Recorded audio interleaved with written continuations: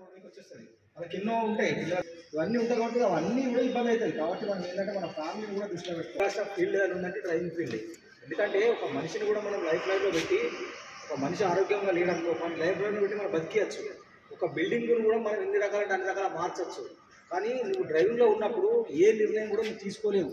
నువ్వు చిన్న పొరపాటు చేసి ఇట్లా మాట్లాడాలి బండి అనేది కెనెక్ట్ ఉంటుంది. అది కెనెక్ట్ ఏంటంటే పరిస్థితి అంటే అది బో అయితేనే ఉంటుంది. అది బో అవుతున్నప్పుడు నువ్వు ఇట్లా అన్నప్పుడు అది ఎక్కువసారి కొంచెం టిట్ అయిందని పోతే పోతుంది బండి.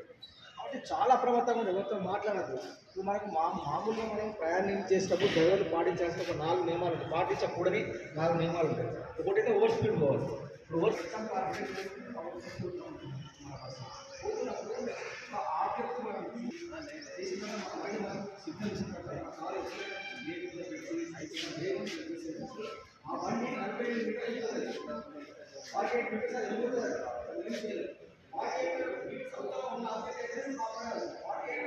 చెప్పండి 100 మీటర్స్ కన్నా అవతల ఉన్న ఆబ్జెక్ట్ని నువ్వు సేవ్ చేయగలుగుతావు. నీ 100 మీటర్ లోపల ఆబ్జెక్ట్ పుట్టేస్తుంది.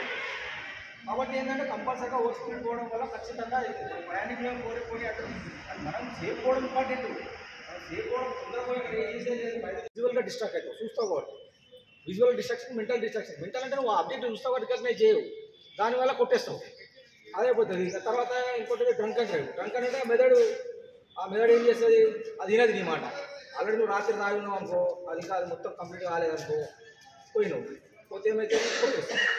అదొకటి. ఇంకొకటి ఫెటిక్ అంటే మనిషి అన్నట్టు ఆయనే అది యంత్రం కాదు. మనిషి అనేది ఆయనకు కంపల్సరీ రెస్ట్ అవసరం. ఆ బాడీ కంపల్సరీ రెస్ట్ తీసుకుంటుంది.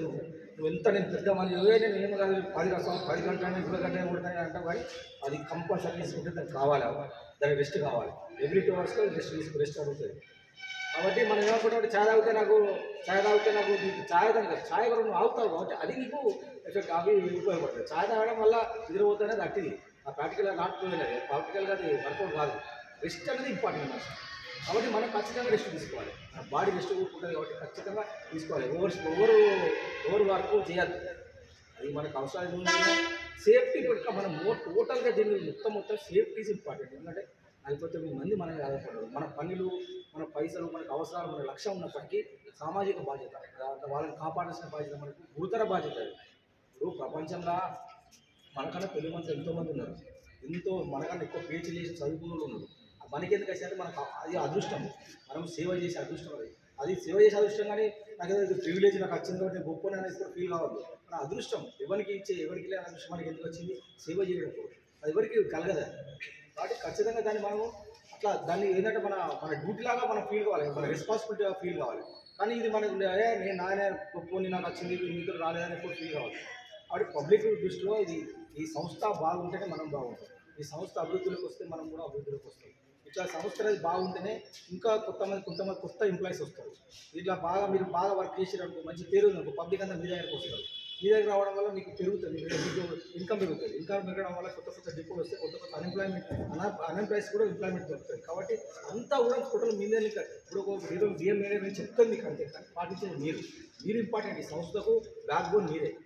వాళ్ళు ఇంకోటి ఏంటంటే అందరికన్నా మీరు ఇక్కడ ఆర్టిస్ట్గా జాబ్ చేస్తున్నారు, అందరికన్నా మీరు ఎక్స్పర్ట్స్ దగ్గర ఇక్కడ చేస్తున్నారు. ఎక్స్పర్ట్స్ కాకపోతే చేయండి. అందరికన్నా మీరు మీ ఎక్స్పర్టిజాన్ని మీ తెలివిని ఈ సంస్థ అభివృద్ధి కొరకు వాడాలి. దీన్ని అంటే మీరు ఇప్పుడు మనం రోజుకు కొత్తగా చేయాలి. అంటే మన దాంట్లో ఉన్న కథను without any accidents, single accident లేకుండా వస్తున్నాడు. ఎందుకు మనం తెలుసుకోవాలి. తప్పేమో ఎట్లా చేసలేదు, అసలు సీక్రెట్ ఏంటి, ఎట్లా చేయగలుగుతున్నావు, కరెక్ట్ డ్యూటీ చేసుకుంటా ఇలాంటి చిన్న యాక్సిడెంట్స్ కాకుండా ఏం చేయగలుగుతున్నావు, ఎట్లా పోతున్నావు. మనం కొలిగే కదా, అడుగుతే తప్పేం మంచి మనం ఇంప్రూవ్ అవ్వడం కొరకు అడుగుతుంది. విద్యార్థులకు పనిచేస్తే తప్పేం లేదు కదా. తెలుసుకోవడం మనం నేర్చుకోవడం అనేది ప్రతి ఒక్కరికి ఏజ్లోనే అవసరమే.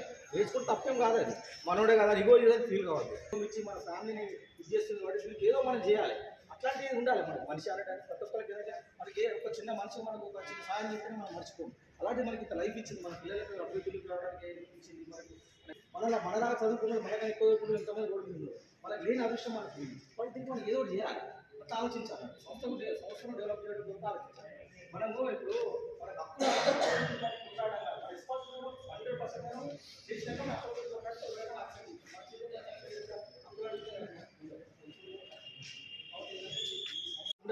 మనం ఆన్సర్ చేయాలి, ప్రతి ఒక్కరికి ఆన్సర్ చేయాలి. అందరి జవాబుదారీగా ఉండాలి. వాళ్ళకన్నా 100% ఎక్కువ ఉండాలి. ఆ రైట్ అవే అనేది మీకు కాదు, స్పీడ్ పోకిన వెహికల్స్, పర్సనల్ వెహికల్స్ కాబట్టి మీకు కంపల్సరీ లెఫ్ట్గా పోవాలి.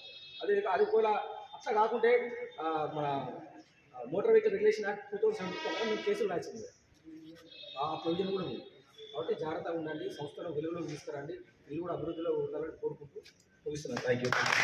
ఇది కొత్త ఏం కాదు, రోడ్డు భద్రత వారోత్సవాలని చెప్పేసి మనం ప్రతి సంవత్సరము జనవరి మాసంలో అట్లనే జూన్ నెలలో చేసుకునే వాళ్ళం. ఎందుకనంటే ఒకసారి అలర్ట్ కావాలన్న ఉద్దేశంతో మన ఆఫీసర్లు ఇది పెట్టిన ప్రోగ్రామ్ ఏంటంటే ప్రతి సంవత్సరం 2 సార్లు ఈ ప్రోగ్రామ్ని కండక్ట్ చేసేవాళ్ళు. ఈ విషయంలో ఎందుకంటే ఒకసారి గుర్తు చేద్దాము, ఎందుకంటే మర్చిపోతారు, ప్రతిరోజు చేస్తున్న పనిని కూడా ఇది అలవాటుగా మారిపోతుంది కాబట్టి ఇది ఇంతే అన్న విషయంలో వెళ్తారన్న ఆలోచనతోని మన ఆర్టీసీ ఆఫీసర్స్తో పాటు చాలా సంవత్సరాల కింద నుండి నడుస్తున్న ప్రోగ్రామ్ ఇది. 32వ రోడ్డు భద్రత మాసోత్సవాలుగా మారింది. 32వ దాన్ని 31 సంవత్సరం నుండి ఇది జరుగుతూనే ఉంది.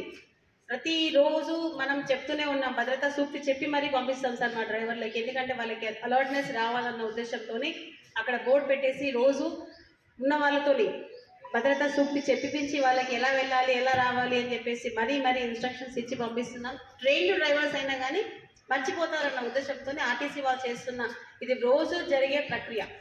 అంటే దీన్ని బట్టి మీకు ఎంత అర్థమవుతుందంటే సేఫ్టీ మీద ఆర్టీసీ వాళ్ళు ఎంత కాన్సర్న్గా ఉంటారన్న విషయాన్ని మీకు అర్థమైపోయి ఉండాలి. దానికి ప్రతి సంవత్సరము యాక్సిడెంట్ ఫ్రీ డ్రైవర్లకు సన్మానించడం కానీ ఇది జరుగుతున్న ప్రోగ్రామ్స్లో భాగంగానే ఉన్నాయి. ఈ ఒక్క వారంలో జరిపే వాళ్ళము, అలాంటిది మాసంకి వచ్చింది కాబట్టి మాసంలో జరుపుతున్నాం.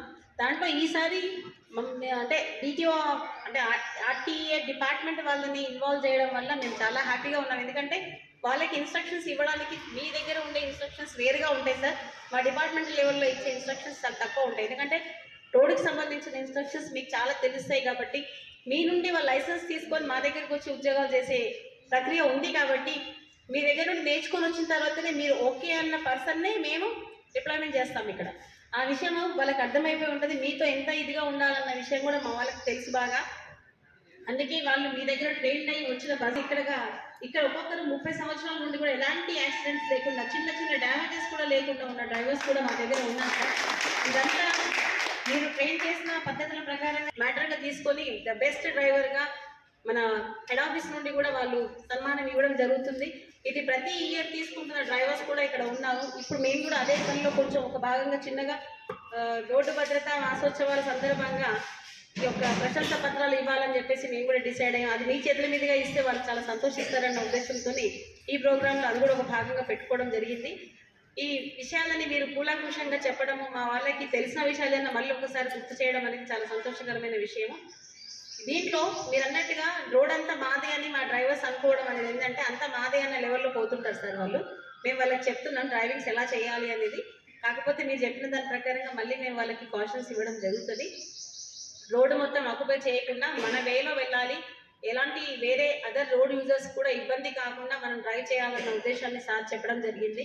యాక్సిడెంట్ అయినప్పుడు కూడా ఇక్కడ నేను గమనించింది ఏంటంటే సార్ సిటీలో ఆల్మోస్ట్ అందరూ హెల్మెట్స్ యూజ్ చేస్తారు, కానీ జగిత్యాలకు వచ్చి 1 year అవుతుంది దాదాపుగా, ఎవరు కూడా ఇక్కడ హెల్మెట్స్ యూజ్ చేసే తరంగా లేరు సార్. మనం చెప్పినా కానీ వాళ్ళు యూజ్ చేయకుండా, ఒకవేళ హెల్మెట్ కనుక ధరించి ఉండి తన కింద పడి అన్ఎక్స్పెక్టెడ్గా కింద పడితే మాత్రం తలకి గాయం కాకపోతే అతను సేఫ్గా ఉంటాడు.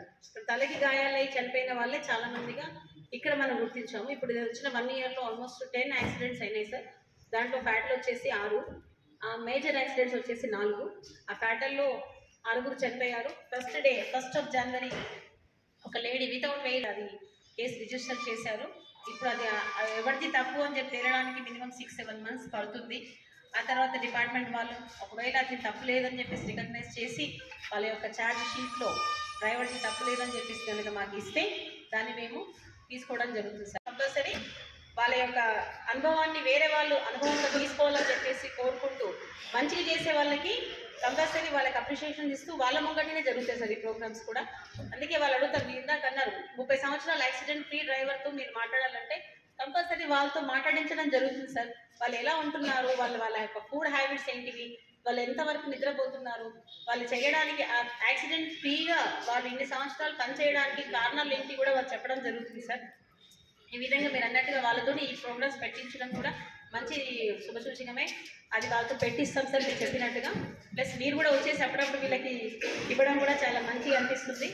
చాలా ఈ కార్యక్రమంలో భాగంగా ఇప్పుడు ప్రగతి రథ చక్ర అవార్డ్స్ ఇవ్వడం జరుగుతుంది. హైయెస్ట్ కేఎంపీఎల్ తీసుకొచ్చిన డ్రైవర్స్ నవంబర్ నెలలో V Lingaiah driver, Imran Pasha November month, SK Jahangir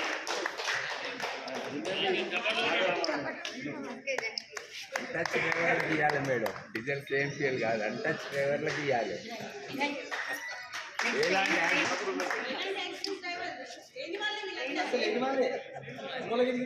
అంటే కేఎంపీఎల్ డ్రైవర్లు అంటే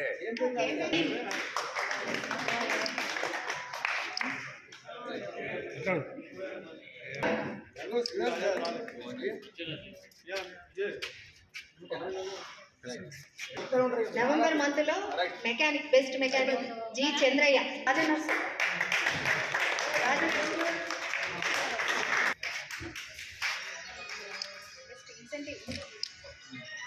నవంబర్ మంత్ లో హైయెస్ట్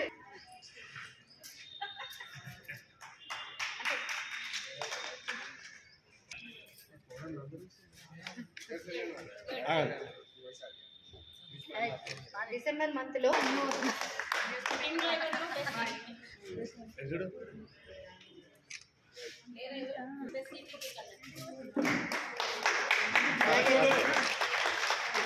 ఎం వాణి హైయెస్ట్ కేఎంపీఎల్ తీసుకొచ్చిన drivers December month, MD Fayaz, next A Gangadhar,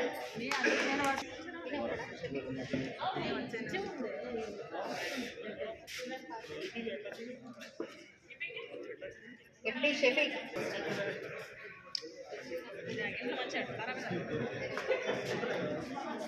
next N Srinivas,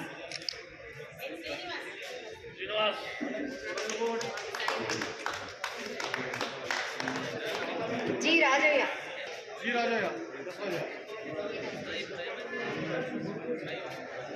best mechanic MDM Alam,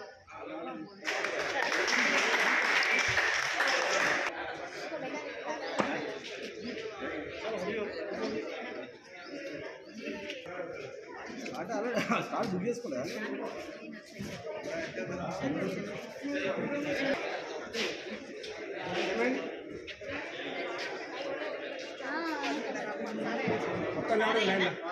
driver సారేనా?